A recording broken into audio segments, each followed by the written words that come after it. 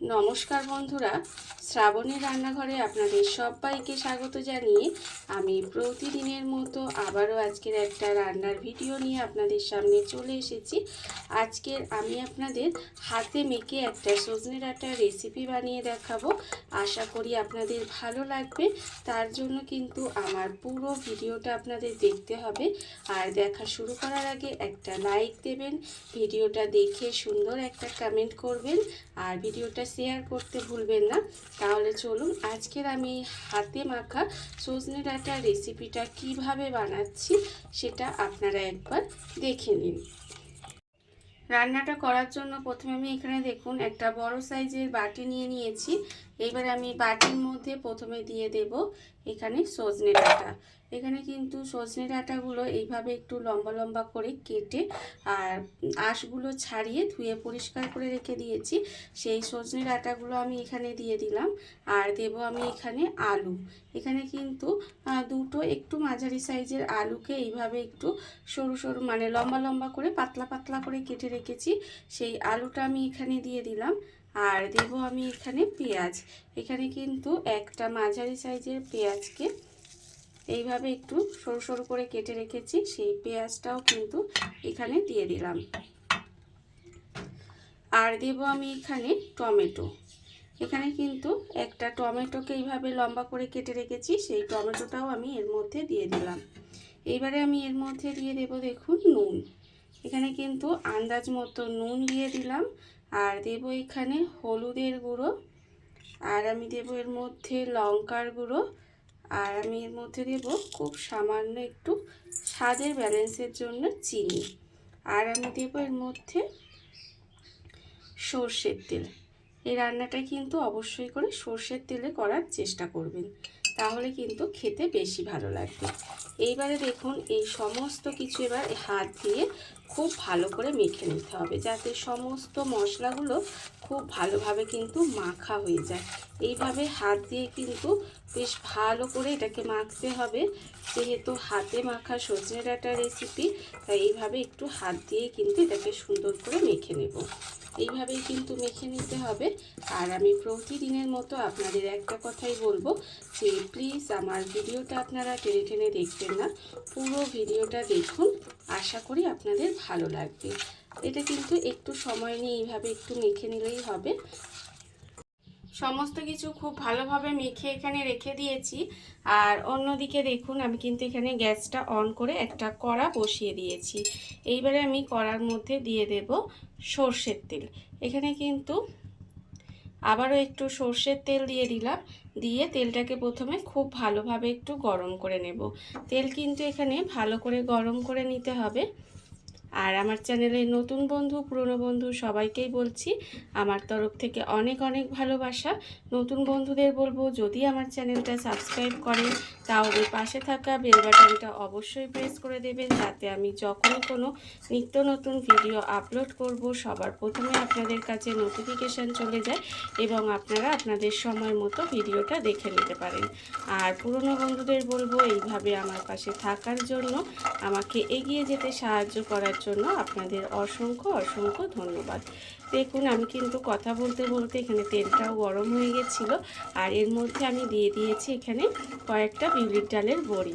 বড়িগুলো কিন্তু এটা আজকের দোকান থেকে কেনা বড়ি দিয়েই রান্না করছি।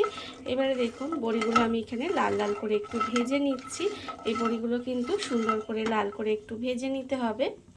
বড়িটা আমার এখানে লাল করে ভাজা হয়ে গেছে। বড়িটা কিন্তু আমি এখানে লাল করে ভেজে নিয়েছি, আর এর থেকে বেশি ভাজার দরকার নেই। এবারে আমি বড়িটাকে আলাদা করে তুলে রেখে দেব। বড়িটা কিন্তু আলাদা করে তুলে রেখে দিতে হবে। বড়িটা আমি আলাদা করে তুলে রেখে দিয়েছি। এবারে এই তেলের মধ্যে দিয়ে দেব খুব সামান্য একটু কালো জিরে ফোড়ন দিলাম। কালো জিরে ফোড়ন দিয়ে ফোড়নটাকে একটু সুন্দর করে ভেজে নেব। আর যখন দেখবেন একটু সুন্দর করে ফোড়নটা ভাজা হয়ে গেছে, একটা গন্ধ বেরোচ্ছে, তখন আমি এর মধ্যে দিয়ে দেব এখানে আমি যে হাতে মেখে সমস্ত কিছু রেখে দিয়েছিলাম সেটা কিন্তু এখানে দিয়ে দেব। এখানে কিন্তু দিয়ে দিলাম। দিয়ে কিছুই না, এটাকে জাস্ট একটু নেড়ে ছেড়ে দেবো। একটু উল্টিয়ে পাল্টিয়ে এটাকে একটু নেড়ে ছেড়ে দিলাম। এইবারে দেখুন যে বাটিটার মধ্যে আমি এটা মেখেছিলাম সেই বাটিটার মধ্যে জল দিয়ে সেই এখানে অনেকটা কিন্তু মশলা লেগেছিল, সেই মশলাটা আমি এইখানে দিয়ে দিলাম বাটিটা ধুয়ে। খুব বেশি কিন্তু উপকরণের দরকার হয় না, ঘরে থাকা খুব কম উপকরণে রান্নাটা হয়ে যায়, অথচ খেতে কিন্তু এত সুস্বাদু হয় যেটা আপনারা একবার না বানালে সেটা কিন্তু বুঝতে পারবেন না। দেখুন আর একটু সামান্য অল্প একটু জল আমি এর মধ্যে দেব, ব্যাস এর থেকে বেশি জল আর দেওয়ার দরকার নেই। এবার এটাকে ঢাকা দিয়ে সমস্ত কিছু খুব ভালোভাবে এটাকে একটু সেদ্ধ হতে দেব, যাতে সমস্ত সবজি এখানে সিদ্ধ হয়ে যায়।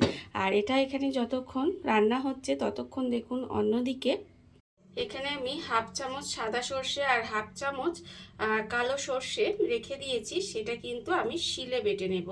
এটা কিন্তু শিলে বেটে নিতে হবে, আপনারা চাইলে মিক্সিতেও বেটে নিতে পারেন, তবে আমি এটা আজকে শিলে বেটেই রান্না করব। দেখুন এটা আমি কিন্তু বেটে নিয়ে তারপরে আবারও আপনাদের সামনে ফেরত আসছি। সর্ষেটা আমার এখানে বাটা হয়ে গেছে, সর্ষেটা আমি এখানে বেটে নিয়েছি। আর অন্যদিকে দেখুন আমি এখানে এটা একটু ঢাকা দিয়ে রান্না হতে দিয়েছিলাম, আর সেটাও কিন্তু আমার এখানে রান্না হয়ে গেছে। এখানে দেখুন এখানে ডাঁটা আলু সমস্ত কিছু কিন্তু সেদ্ধ হয়ে গেছে, দেখতেই পাচ্ছেন। এবার যখন এটা এইভাবে রান্নাটা হয়ে আসবে তখন কিন্তু আমি এর মধ্যে দিয়ে দেব, আমি এখানে যে ডালের বড়িগুলো ভেজে রেখেছিলাম সেই ডালের বড়িগুলো কিন্তু একটু গুঁড়ো করে নিয়েছি, সেই ডালের বড়িগুলো এখানে দিয়ে দিলাম। এই ডালের বড়িটা এইভাবে একটু গুঁড়ো করে দিলে রান্নাটা কিন্তু খেতে বেশি ভালো লাগে। এবারে দেখুন ডালের বড়িটা দিয়েও কিন্তু আবারও একটু সময় এইভাবে একটু রান্না হতে দেব, ঢাকা দিয়েই কিন্তু রান্না হতে দেব, যাতে বড়িটা যে দিয়েছি সেটাও একটু রান্না হয়ে যায়। দেখুন এইভাবে আরেকটু সময় ঢাকা দিয়ে রান্নাটা হতে দেব। ঢাকা দিয়ে আমি আরেকটু সময় কিছুক্ষণ এইভাবে রান্নাটা হতে দিয়েছিলাম, আর এর ফলে দেখুন এই যে বড়িটা দিয়েছিলাম সেটাও কিন্তু বেশ সেদ্ধ হয়ে গেছে, গিয়ে মাখো মাখো ব্যাপারটা হয়ে গেছে। যখন ঠিক এইভাবে একটু বড়িটা দেওয়ার ফলে রান্নাটা হয়ে আসবে তখন কিন্তু আমি এখানে দিয়ে দেব এই যে এখানটায় আমি সর্ষেটা বেটে রেখেছিলাম সেই সর্ষে বাটাটা কিন্তু এখানে দিয়ে দেবো, তবে সর্ষে বাটার পরিমাণটা একটু কম দেবেন।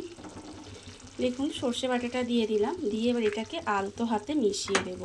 ডাঁটাটা যেহেতু সেদ্ধ হয়ে রান্না হয়ে গেছে সেই জন্য এটাকে এইভাবে একটু আলতো হাতে মিশিয়ে দিতে হবে, নাহলে ডাঁটাটা ঘেটে যাবে।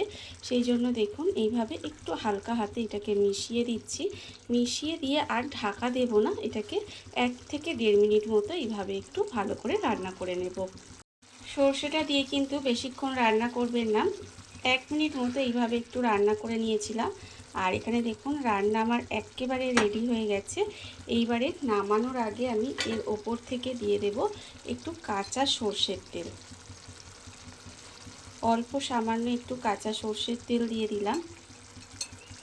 এইভাবে আপনারাও কিন্তু এই সজনে ডাঁটা সবে সবে উঠেছে আর এই রেসিপিটা আপনারা বাড়িতে বানিয়ে দেখবেন, খেতে যে কি যে অপূর্ব হয় সেটা আপনারা না বানিয়ে খেলে কিন্তু বুঝতে পারবেন না। খুব কম সময়ে রান্না হয়ে যায় আর খেতে কিন্তু ভীষণই সুন্দর হয়। আর খুব দেখতেই পেলেন বাড়িতে থাকা খুব কম উপকরণে রান্নাটা হয়েও গেল খুব সহজে। কি যে সুন্দর হয় এটা আপনারা যে কোনো দিন কিন্তু বাড়িতে বানিয়ে রান্না করে খাবেন এবং তারপরে আমাকে কমেন্ট করে জানাবেন যে কেমন লাগতো আপনাদের। দেখুন রান্না আমার এখানে রেডি হয়ে গেছে, এইবার আমি গ্যাসটা অফ করে দেব আর আপনাদের পরিবেশন করে দেখাবো ঠিক কেমন হলো। দেখুন বন্ধুরা, বাড়িতে থাকা কত অল্প উপকরণে কত অল্প সময় কত সুন্দর একটা সজনে ডাঁটার রেসিপি তৈরি হয়ে গেছে, আপনারা দেখতেই পেলেন। আর এটা কিন্তু খেতে ভীষণ সুন্দর হয়, এইভাবে আপনারাও একদিন হলেও বাড়িতে বানিয়ে দেখতে পারেন। আর এই ভিডিওটা যদি আপনাদের ভালো লেগে থাকে আপনারা আমার চ্যানেলটা সাবস্ক্রাইব করে এইভাবে আমার পাশে থেকে যেতে পারেন। তাহলে চলুন আজকের ভিডিওটা এই পর্যন্তই। নমস্কার।